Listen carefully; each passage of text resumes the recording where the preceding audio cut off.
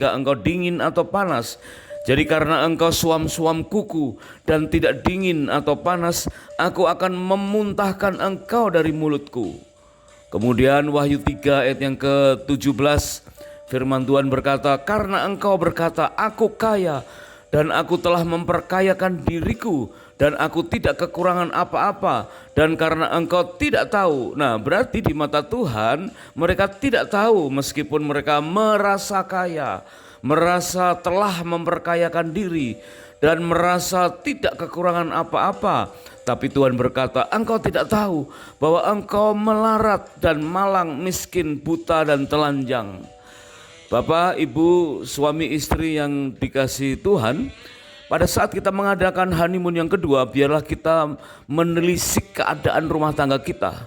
Jangan-jangan kita yang belum begitu kaya merasa kaya, belum begitu kecukupan merasa sudah kecukupan, ya, sehingga merasa tidak kekurangan apa-apa. Aku kaya dan aku telah memperkayakan diriku. Itulah yang terjadi bagi gereja-gereja di Laodikia. Sebab itu Tuhan berkata mereka tidak dingin dan tidak panas, suam-suam kuku. Karena mereka belum diberkati merasa sudah diberkati. Ya, sebetulnya mereka belum sukses tapi merasa sudah sukses. Padahal Tuhan melihat mereka itu melarat, malang, miskin, buta dan telanjang, 3 MBT. Nah, pelajaran apa yang bisa kita petik dari ayat yang ke-17 ini? Ini menyatakan bahwa sesungguhnya apa yang kita pikirkan belum tentu itu sesungguhnya yang terjadi. Mungkin kita hanya sekedar merasa saja, ya. Dan keadaan merasa itulah yang membuat akhirnya banyak dari rumah tangga yang tidak dingin dan tidak panas, suam-suam kuku.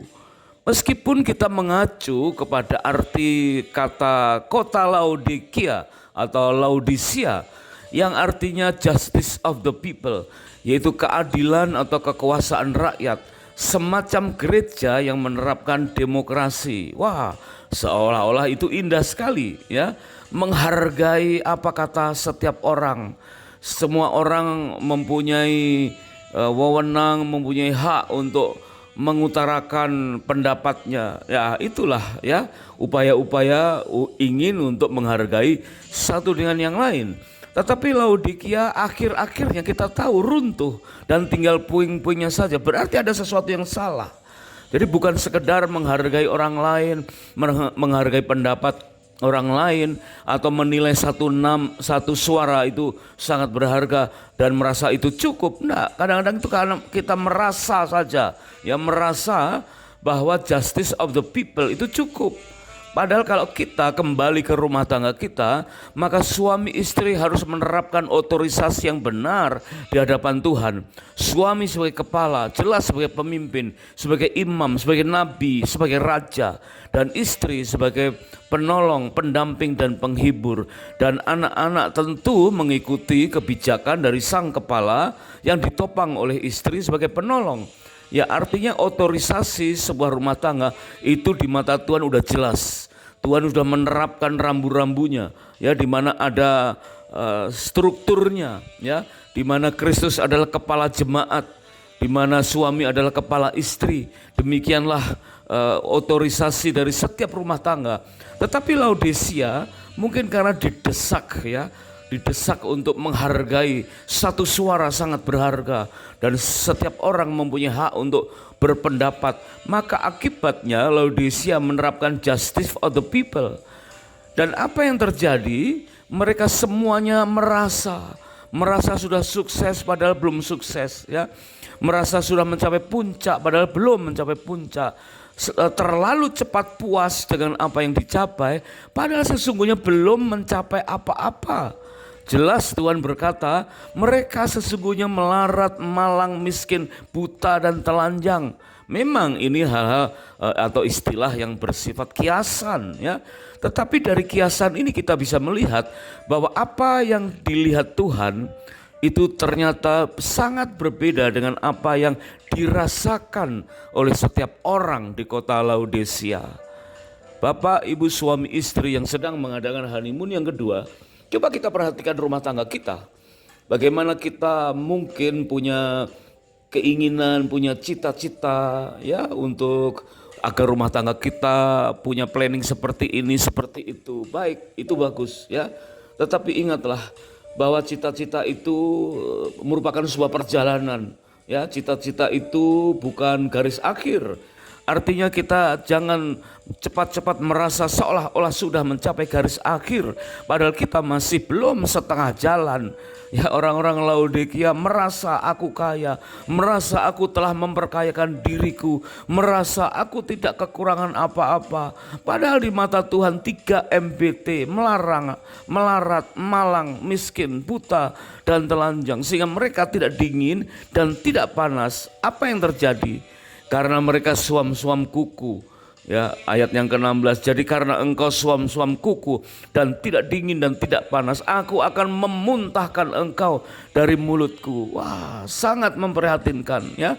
Keadaan seperti itu mirip di dalam kitab Perjanjian Lama yang mengatakan jika seseorang bertanya kepada arwah atau kompromi dengan okultisme ya, maka dikatakan Tuhan muak. Tuhan menghalau mereka dari tanah perjanjian. Ya, apabila orang terjerumus kepada spiral sahiji, yaitu spiritisme, ilmu ramal, ilmu rasa, ilmu sihir dan jimat, ya bagian dari okultisme, maka dikatakan Tuhan muak dan Tuhan menghalau dari tanah perjanjian. Sebab itu keadaan orang Laodikia ujung-ujungnya akhirnya keruntuhan.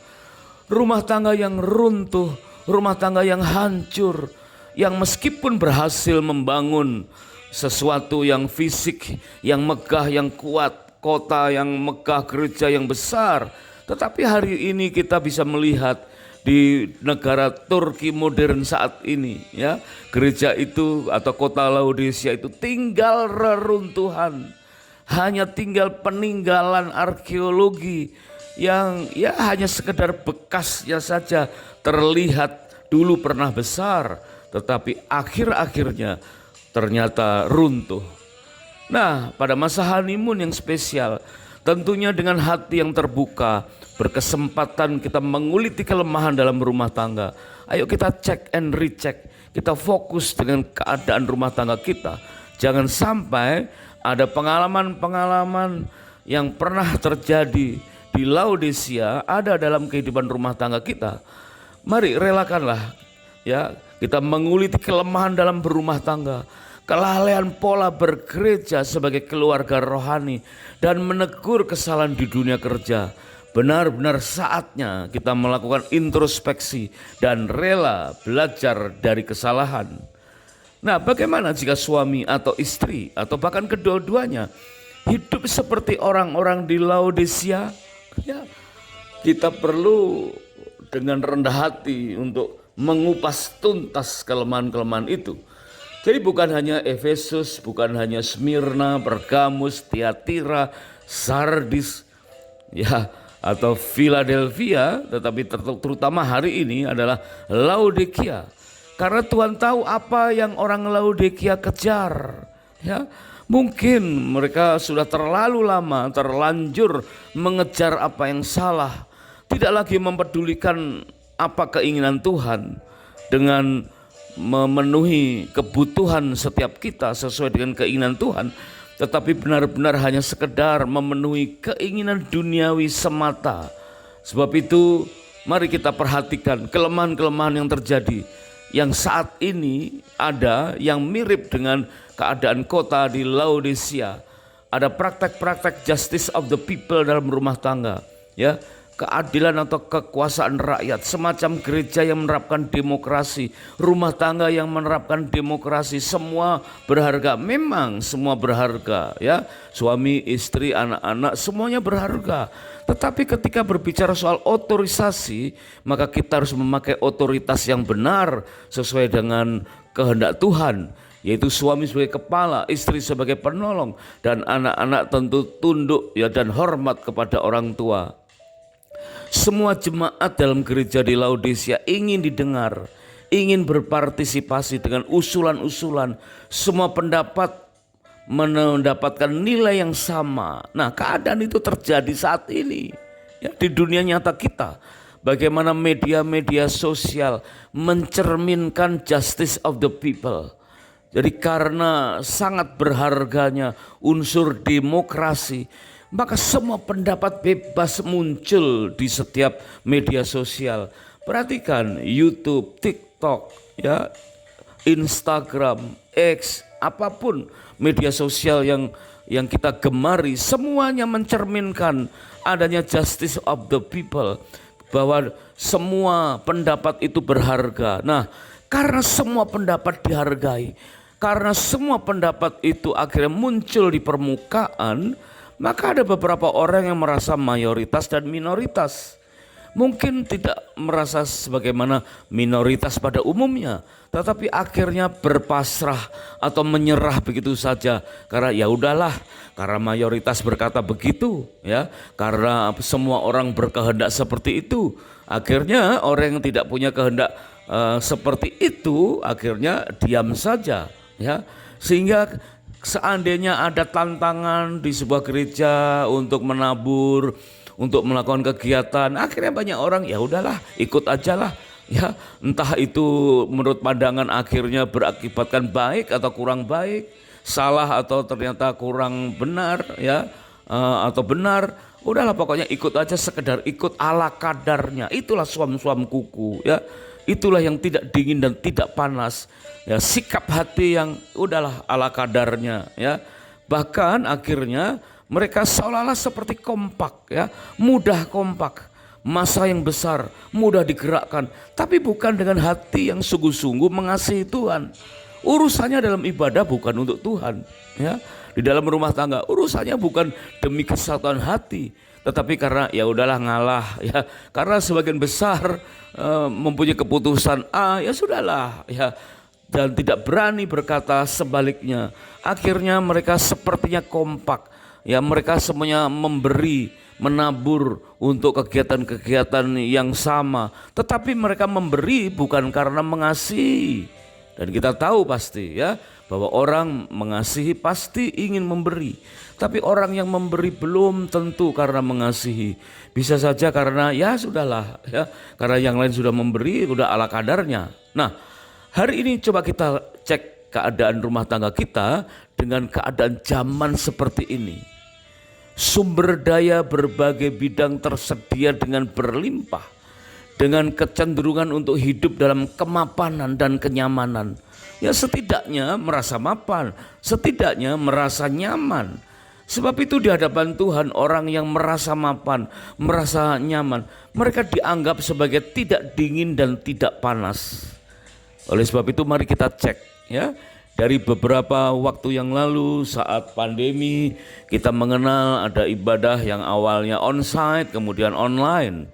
Bagaimana kita memberi pengertian bahwa ibadah online pun itu Tuhan berkenan hadir, sehingga kita nyaman-nyaman saja meskipun tidak onsite lagi, kita online. Tetapi akhirnya begitu bisa onsite, kita sudah terlanjur nyaman dengan online.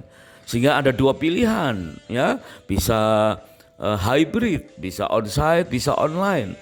Dan apa yang mayoritas jemaat sekarang ini tentukan, memang sudah mulai banyak yang onsite, tapi beberapa masih suka online, ya. Bahkan online dari satu online ke online yang lainnya, ya, karena begitu banyak tayangan-tayangan ibadah, jemaat-jemaat bisa beribadah melalui berbagai macam media sosial, sehingga sekarang ini kita bisa mengenalnya sebagai jemaat YouTube, ya. Jemaat YouTube yang suam-suam, ya. Mungkin awalnya karena ya inilah perkembangan zaman, ada e-era, ya, ada elektronik era, ada AI, ya, dan akhirnya banyak orang merasa cukup mapan, cukup nyaman, atau setidaknya merasa mapan, merasa nyaman dengan perkembangan e-era, dengan AI itu. Tapi begitu pulang ke rumah, aktif kembali dalam bekerja, merasa terancam dengan e-era, merasa terancam dengan AI, ya, karena jangan-jangan nanti PHK lebih banyak lagi, ya, lebih banyak lagi pekerjaan yang diambil alih oleh AI, merasa terancam dan merasa tidak ada yang membela, akhirnya merasa apatis dan suam-suam. baru zaman ini, nah coba kita perhatikan ya, baru zaman ini ada satu pekerjaan yang dikerjakan oleh berbagai strata kesarjanaan, bahkan tidak sarjana pun bisa ada dalam satu bidang pekerjaan ya. Contohnya saja ya, cleaning service. Maaf, ini bukan kurang menghargai profesi ini ya, tetapi umumnya kalau zaman dahulu cleaning service itu cukup dengan lulusan dari SMP. Kemudian SMA pun banyak yang mendaftar, sehingga akhirnya ya SMP ya SMA ya. Tetapi karena sekarang banyak PHK dan sarjana kesulitan mencari pekerjaan, maka sarjana pun rela menanggalkan kesarjanaannya dan dihargai hanya lulusan SLTA dan menjadi cleaning service. Sehingga profesi cleaning service sekarang dikerjakan oleh banyak strata pendidikan. Ya, satu bidang pekerjaan cleaning service bisa dikerjakan oleh orang lulusan SMP, SLTA maupun sarjana. Demikian juga dengan Grab car, Grab bike ya. Jadi betul-betul media-media online ya, bidang pekerjaan yang sama bisa dikerjakan oleh berbagai tingkat pendidikan. Coba kita perhatikan pengemudi ojek online, pengemudi mobil online, taksi online ya. Ya, bukan lagi dengan tingkat pendidikan tertentu. Mereka bisa lulusan SMP, bisa lulusan SLTA, tapi juga banyak sarjana-sarjana. Ya, bahkan mantan manajer yang sudah PHK dan tidak mendapatkan penghasilan lain, akhirnya ya menekuni bidang ini. Dan baru zaman ini ya, baru zaman ini satu bidang pekerjaan tapi dikerjakan oleh berbagai strata pendidikan, sehingga ada banyak orang apatis. Sekarang relatif kita sulit untuk mendorong anak-anak untuk ayo lulus SLTA, tempuh sarjana, kalau perlu S2, S3. Mereka kebanyakan menjawab, buat apa sarjana? Toh nanti akhirnya juga sulit cari kerjaan ya. Buat apa kuliah mahal-mahal? Toh nanti pekerjaannya ya nggak beda dengan yang lulusan SLTA maupun lulus SMP. Nah, zaman ini baru kali ini terjadi ya. Demikian juga secara rohani. Ada istilah jemaat YouTube yang mengatakan udah tidak ada lagi seolah-olah tingkatan kerohanian, tingkatan iman, tidak ada, semua jemaat sama. Artinya sama suam-suam kukunya. Ya, semuanya sama-sama, tidak panas dan tidak dingin. Oleh sebab itu ada banyak sikap-sikap yang apatis ya, karena merasa tidak ada lagi yang memperjuangkan, tidak ada lagi yang membela. Sehingga apabila punya perbedaan pendapat, tidak berani berpendapat lain, takut berbeda ya. Mereka takut dibilang berbeda karena hukumnya adalah hukum justice of the people ya. Hukumnya adalah keadilan atau kekuasaan rakyat. Hukumnya adalah hukum demokrasi. Satu suara sangat berharga, sehingga ketika kita mempunyai pandangan yang berbeda, akhirnya tidak berani berkata-kata, sehingga apatis, suam-suam, tidak dingin dan tidak panas. Alangkah baiknya jika mereka dingin atau panas, itu kata firman Tuhan. Karena suam-suam kuku dan tidak dingin dan tidak panas, maka Tuhan akan memuntahkan mereka dari mulut Tuhan. Gereja-gereja Laodikia terdiri dari keluarga-keluarga yang merasa kaya, merasa telah memperkayakan diri, merasa tidak kekurangan apa-apa, tetapi akhirnya mereka tidak dingin dan tidak panas. Mereka tidak ibadah online, tidak ibadah onsite. Mereka hanya sekedar melongok kepada YouTube yang sedang beredar di mana-mana ya, Instagram yang menawarkan berbagai hal, yang memuat, yang ada ibadah di berbagai tempat dengan berbagai denominasi. Pekerjaan pun demikian. Orang jadi apatis untuk bekerja dengan sungguh-sungguh karena semuanya seolah-olah sama. Satu bidang pekerjaan bisa diperebutkan oleh berbagai strata pendidikan. Nah, sebab itulah yang dikatakan sesungguhnya jemaat Laodikia atau keluarga-keluarga Laodikia yang menggambarkan keluarga-keluarga masa kini ada dalam keadaan 3 MBT, melarat, malang, miskin, buta, dan telanjang. Mari kita belajar dari kesalahan. Jangan takut dengan perkembangan zaman, jangan apatis dengan berkembangnya ilmu pengetahuan. AI itu sesuatu yang nyata, dan AI tidak perlu kita takutkan. AI tidak akan membunuhmu. AI bukan saingan kita. AI bukan kompetitor kita, tetapi kita akan dikalahkan oleh orang lain yang memakai AI dengan terampil. Jadi kuasailah seluk-beluk AI. Jangan takut dengan AI, kuasailah seluk-beluk AI sehingga kita mampu bersaing di dunia nyata.